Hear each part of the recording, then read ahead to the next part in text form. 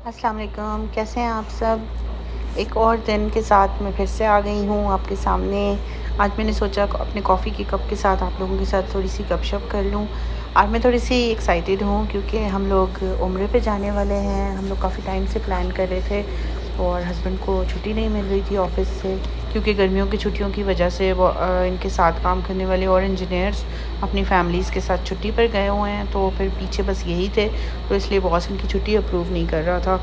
और लेकिन अब फाइनली अल्लाह अल्लाह करके तो 21 से इनकी छुट्टी अप्रूव हुई है, तो इंशाल्लाह मोस्ट प्रोबेबली हम लोग 21 को या 20th को ही हम लोग रात में निकल जाएंगे उम्रे के लिए।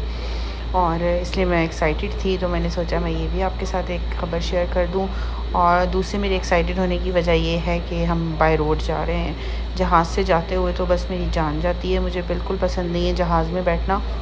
और मेरे ही कहने पे हम लोगों ने इस दफ़ा टिकट्स बुक करने की बजाय हमने गाड़ी से जाने का प्लान किया है। लास्ट ईयर भी हम लोग प्लेन से गए थे, तो वो सफ़र बस मेरा बिल्कुल अच्छा नहीं गुज़रता है। तो एक्साइटमेंट की एक वजह ये भी है कि हम बाय रोड जा रहे हैं और हमारा यहाँ से सफ़र कोई 16 से 18 घंटे का होता है। और बहुत दफ़ा हम रास्ते में रुकेंगे, मे बी रात को हम किसी होटल में स्टे भी करेंगे। क्योंकि हस्बैंड ने खुद ड्राइव करना है, तो वो एक अकेला ड्राइवर होता है, तो वो बहुत थक भी जाता है।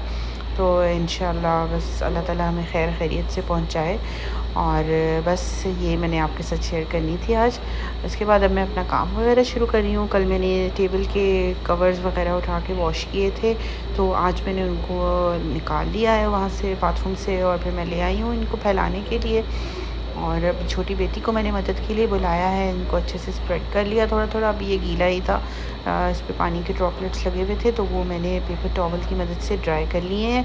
अब मैं इसके ऊपर इसके प्लेसमैट्स लगा दूँगी और जो चीज़ें इसके ऊपर बिलॉन्ग करती हैं वो सारी इसके ऊपर रख के तो फिर मैं किचन की क्लीनिंग स्टार्ट करूँगी। नॉर्मली मैं दिन के कुकिंग के बाद जो किचन की क्लीनिंग होती है अच्छी सी वो करती हूँ। लेकिन आज फ़र्क ये था कि आज मैं कुकिंग नहीं करनी थी और बच्चे कह रहे थे, कल से उन्होंने मुझे कहा हुआ था कि कल हम नूडल्स खाएँगे।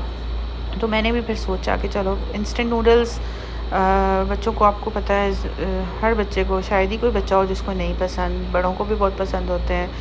तो मैं फिर इनको कभी-कभी अलाउ कर देती हूँ वो खाने के लिए।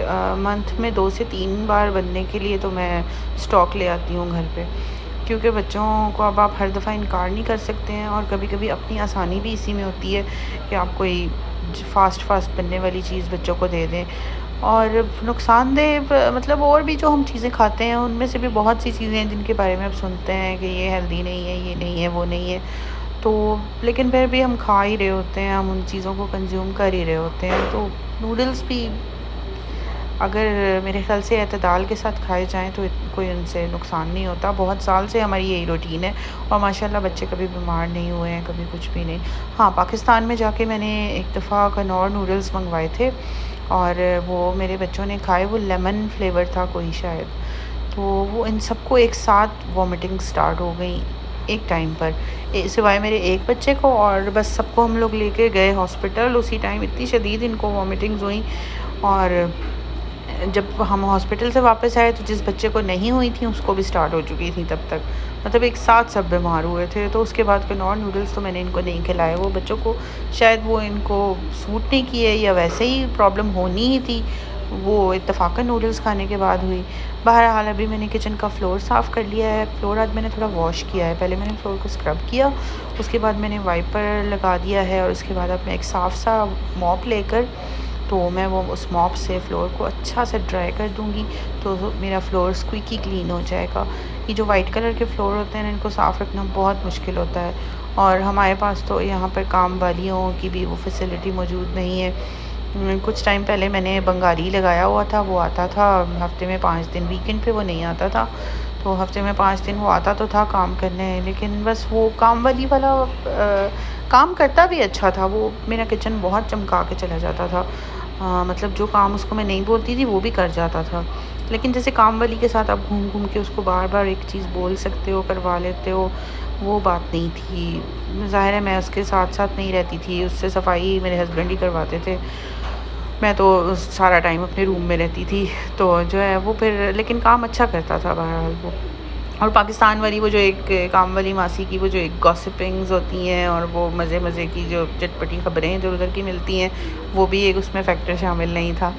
तो बस अभी किचन मेरा हो गया ऑलमोस्ट डन। तो इसके बाद अभी जो है मैं देख रही थी, ये थर्सडे को आमतौर पे मैं थोड़ा डीप क्लीन कर लेती हूँ, क्योंकि फ्राइडे और सैटरडे 2 दिन होते हैं जिनमें मैं कुकिंग बहुत कम करती हूँ, ना होने के बराबर। नाश्ता बना लेती हूँ कभी, और अभी जैसे मैं शाम को जो खाना बनाऊँगी वो कल नमाज जुम्मा से वापस आकर, तो जो टाइम होगा लंच का उसमें हम वही वाला खाना खा लेंगे। और फिर जो डिनर होगा उसके लिए हम बाहर चले जाते हैं फ्राइडे को, और फिर काफ़ी देर से रात को वापस आते हैं। और इस सैटरडे को भी यही मामूल होता है। सैटरडे को फिर सो के बहुत देर से उठते हैं, तो वो लंच और ब्रेकफास्ट एक ही हो जाता है। कभी मैं बाहर से मंगवा लेती हूँ और कभी घर पे कोई आलू के पराठे या इस तरह का कुछ बना लेते हैं। मतलब ये कि फ्राइडे और सैटरडे मेरा किचन बहुत कम यूज़ होता है।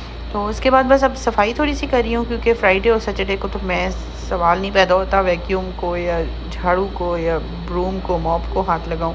बस मैं फ्राइडे और सैटरडे को मैं फुल रिलैक्स करती हूँ, सिर्फ घूमना फिरना, शॉपिंग और बस खाना पीना, वो भी बाहर से। और डाइट से भी अमूमन मैं ब्रेक ले लिया करती हूँ वीकेंड पर, स्पेशली फ्राइडे को तो लाजमी मेरी कोशिश होती है कि मैं कुछ खा लूँ जो मेरा, जिस चीज़ के लिए भी मैं तरसी हुई हूँ पूरे हफ्ते से। और मुझे लगता है एक चीट डे से कोई फ़र्क भी नहीं पड़ता। पूरा हफ्ता का जब आप नहीं खा रहे हो तो आपका कम तो हो नहीं रहा फिर भी। और बहुत मैं आजकल ना हुई भी हूँ, क्या कह सकते हैं कि मेरा मोरल बहुत डाउन हुआ हुआ है, क्योंकि मैंने स्केल पे चेक किया तो वेट नीचे ही नहीं आ रहा, पता नहीं क्या वजह है। कार्ब्स वगैरह तो बिल्कुल मैंने तकरीबन छोड़ रखे हैं, लेकिन शायद कहीं आगे जाके थोड़ा सा तेज़ हो जाए। और अभी मैंने एक्सरसाइज छोड़ी हुई थी, एक्सरसाइज मुझे लगता है स्टार्ट करने से ही मेटाबॉलिज्म बूस्ट करेगा। तो बाथरूम भी अब मैंने धो लिया है, इसको मैंने अच्छे से साफ़ कर लिया है। लॉन्ड्री के लिए कपड़े डालने थे, वो मैं डाल के अब इसको स्टार्ट कर दूँगी। ये इसमें मैं सॉफ्टनर डाल रही हूँ। और बस ये बाथरूम भी मेरा डन हो गया। बाहर से भी मेरे काम ऑलमोस्ट कंप्लीट हैं। बस अब मशीन को स्टार्ट कर दूँगी। इसको स्टार्ट करके बाहर जाके मुझे देखना है कि बच्चों के लंच का क्या करना है, क्योंकि मैं बेटे को बोल आई थी कि आप जो है नूडल्स की तैयारी कर लो। नूडल्स वगैरह ये खुद ही बना लेते हैं, बच्चों को चूँकि पसंद होते हैं तो ऐसे काम खुशी खुशी कर लेते हैं।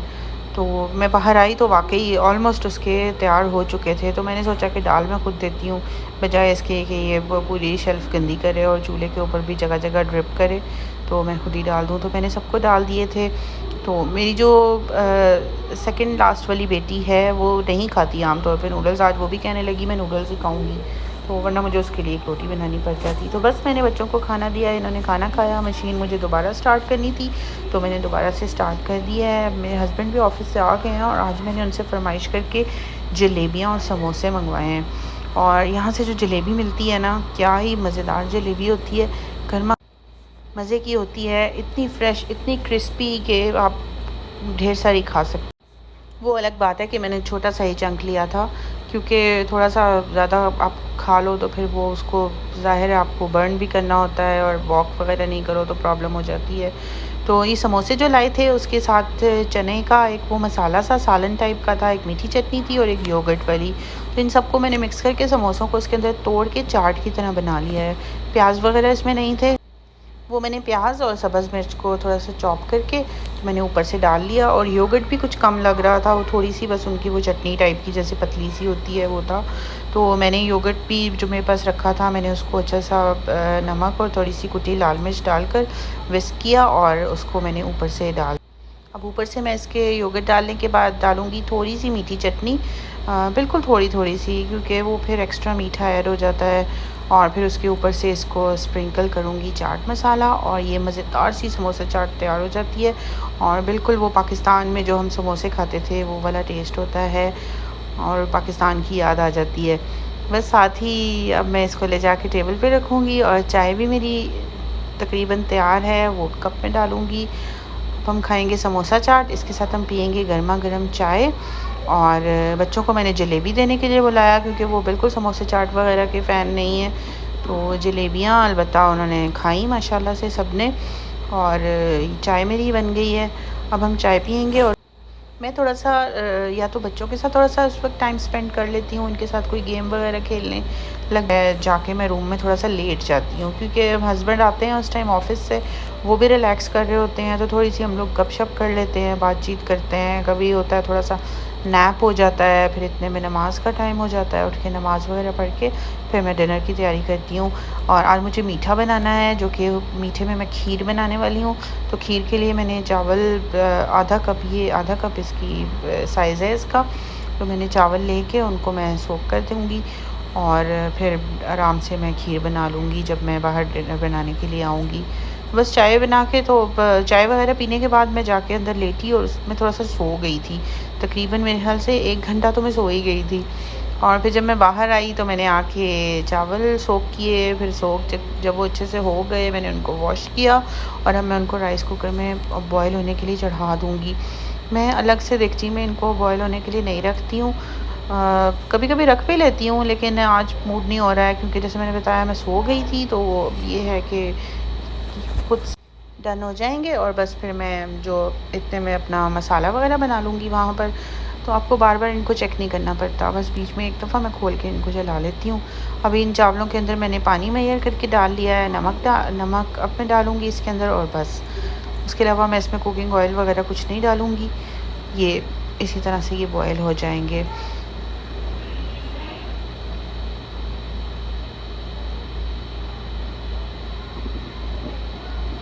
ये इसके ऊपर मैं अब लगा दूँगी ढक्कन और बिरयानी मसाले की तैयारी स्टार्ट करते हैं। उसके लिए मैं प्याज लूँगी। प्याज मुझे थोड़ा इसमें चिकन ज़्यादा ही डालना होता है। बच्चे चावल कम खाते हैं, चिकन ज़्यादा खाते हैं, तो मेरा कोई 2 किलो के करीब ये चिकन है, तो इसलिए मुझे प्याज भी ज़्यादा ही लेने पड़ रहे हैं।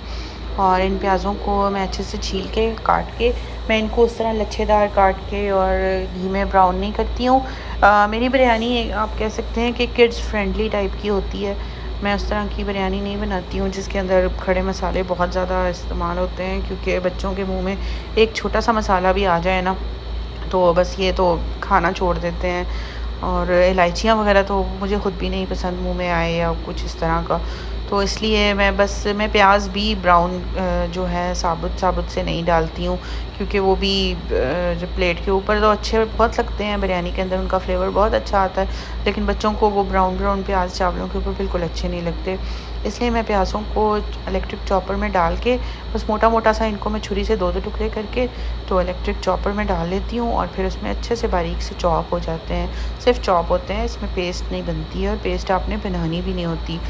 तो जब ये इस तरह से चॉप हो जाते हैं तो इसको मैं निकालूँगी अब इसमें से, और एक पॉट में अच्छे से खुले पॉट में, जैसे कि मैंने बताया मेरा चिकन 2 किलो के करीब, बल्कि 2 किलो ही है, और उसके अलावा फिर चावल भी ढेर सारे होंगे, तो ये बहुत बड़ा सा पॉट है। इसके अंदर मैं डालूँगी तकरीबन 1.5 कप ऑयल जाएगा। ये आधा कप होता है, तो ये मैं 3 डाल दूँगी इसके अंदर, और इसके अंदर अब चले जाएँगे साथ ही प्याज फिर अब इस पे आहिस्ता आग पे फ्राई होते रहेंगे। इस दौरान मुझे अपना चिकन देखना है जो कि मैंने इसमें डालना है, और मसाले वगैरह रेडी करने हैं, तो अब मैं वो रेडी कर लूँगी। चावल इतने में पहले देख लेती हूँ, तो ये तकरीबन तैयार हैं, थोड़ा-सा इसमें अभी कसर है, तो ये जब तक पानी ड्राई होगा तो बहुत अच्छे से डन हो जाएँगे ये।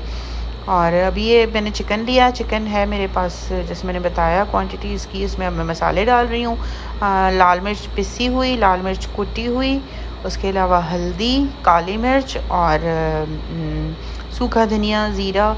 और रही बात जायफ़ल जावित्री वगैरह की, जो बिरयानी के मेन मसाले हैं, वो मैंने कड़ी पत्ते के साथ मिला के कड़ी पत्ता कह रही हूँ सॉरी, कड़ी मसाले के साथ मैंने उनको, वो कड़ी मसाला जो पाउडर मिलता है नेशनल और शान का, वो वाला, उस मसाले के अंदर मैंने जायफ़ल जावित्री, छोटी इलायचियाँ और गरम मसाले डाल के सारा कुछ मैंने एक पाउडर बनाया हुआ है। उस पाउडर के अंदर मैंने आलू बुखारे मिक्स करके रखे हुए हैं, और मैं बिरयानी में वही वाला मसाला डालती हूँ, और ये बिल्कुल आपको डब्बे वाले बिरयानी मसाले वाला टेस्ट देता है। अब इसमें मैं योगर्ट डाल के उस पर अच्छा सा इसका मिक्स कर लूँगी। मिक्स करने के लिए अपने हाथों का इस्तेमाल ही करना पड़ेगा, ये चम्मच से हो नहीं सकता। तो बस फिर मैं इसको अच्छा सा खूब ज़्यादा मिक्स करूँगी। प्याज़ों को मैंने बीच में 2-3 दफ़ा हिलाया है, वो अच्छे गोल्डन हो रहे हैं, और जैसे ही उनका कलर हो गया सही वाला, तो मैंने उसके अंदर डाल दिया है ये वाला चिकन। अब उसके बाद इसकी खूब सारी भुनाई होगी, बहुत ढेर सारी भुनाई होगी।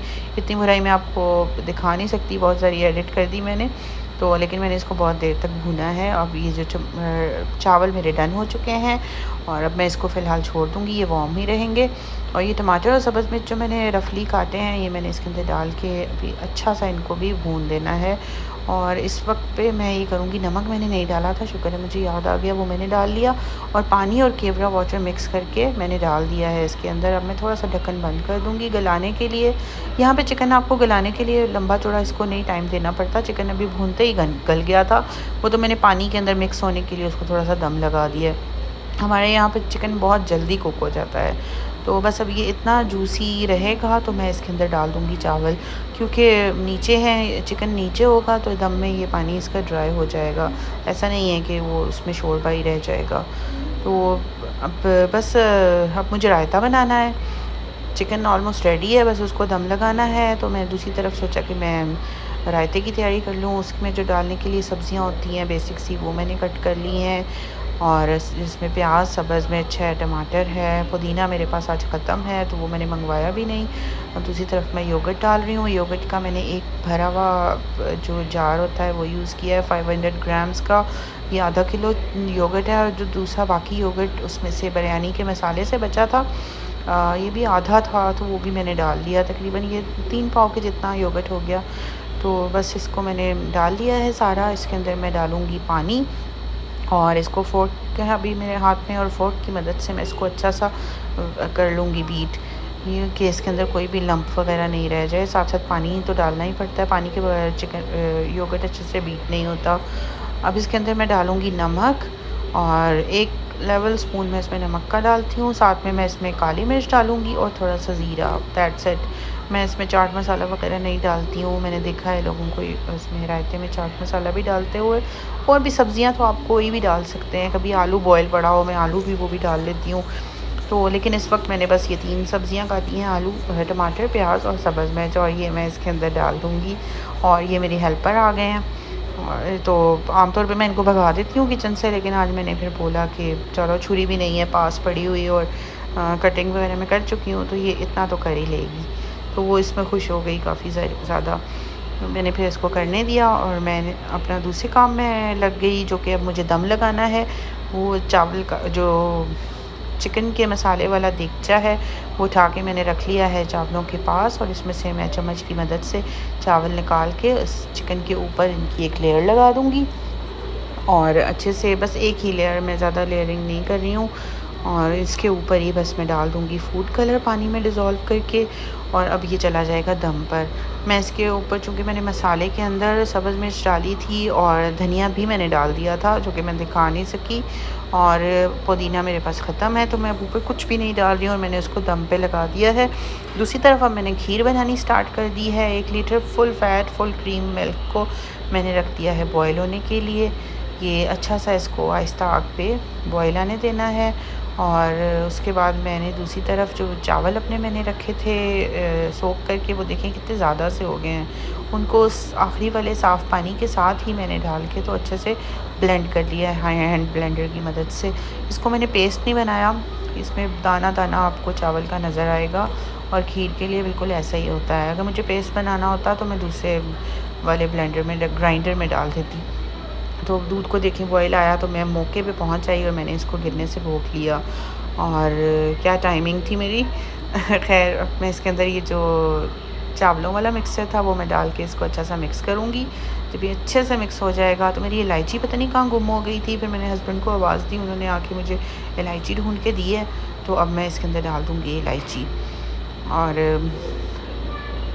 इलायची डालने के बाद बस इनको इतना बॉयल आने देना है कि जो चावल हैं वो अच्छे से अंदर इस मिक्सचर के अंदर कुक हो जाएं, यकजा हो जाएं। और मीनवाइल मैं जो स्टेवियाना, आज मैंने बताया चूँकि खीर में बना रही हूँ ये शुगर फ्री होगी, स्टेवियाना के मैंने साशे खोल लिए हैं, और ये मैंने 5 साशे, इसमें 1 लीटर दूध के डिज़र्ट में 5 साशे मैंने यूज़ किए हैं। ये बहुत मीठा होता है स्टेवियाना, आम चीनी से बहुत ज़्यादा। तो बस पकाते पकाते देखिए इसकी कंसिस्टेंसी खीर वाली हो गई है, बिल्कुल अच्छी सी थिक सी। तो अब मैं इसको पोर कर लूँगी अपने बोल में, और ये मेरी खीर तैयार है। इसको मैं इसके ऊपर मैं बादाम डाल दूँगी, साथ ही चावल भी तैयार हो चुके हैं। और बस अब बच्चों को मैंने खाना दे दिया है, और उम्मीद करती हूँ आपको आज का व्लॉग पसंद आया होगा। अल्लाह हाफ़िज़।